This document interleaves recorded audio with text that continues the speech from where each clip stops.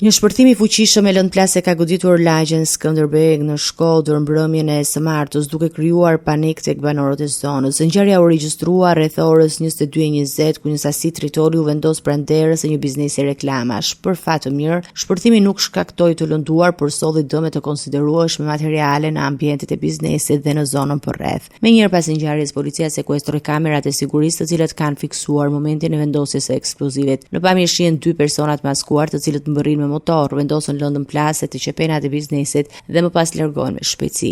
Autorët nuk mund të identifikohen për shkak të fytyrave të mbuluara, ndërsa lëvizja e tyre drejt njësisë administrative rrethina po analizohet si një tentativë për të shmangur gjurmët. Hetuesit po punojnë në disa pista duke mos përjashtuar mundësinë që autorët të jenë persona të paguar për vendosjen e ekskluzivit. Gjithashtu po verifikohet edhe mundësia e ndonjë konflikti mes pronarit të biznesit dhe personave të tjerë, ndonse deri tani nuk ka prova në këtë drejtim. Nga ana tjetër, pronarët e biznesit të reklamave Lulzim Mehmeti ka mohuar kategorikisht të ketë pasur ndonjë konflikt apo kërcënim. Në dëshminë e tij ai ka deklaruar se nuk ka asnjë ide mbi motivet e ngjarjes, duke theksuar se operon prej vitesh pa problem në Shkodër dhe se ditët e shpërthimit ka qëndruar në shtëpi për shkak të një viroze. Policia e Shkodrës po vijon hetimet me qëllim identifikimin dhe arrestimin e autorëve si dhe sqarimin e plotë rrethanave që çuan në këtë akt të rënd kriminal.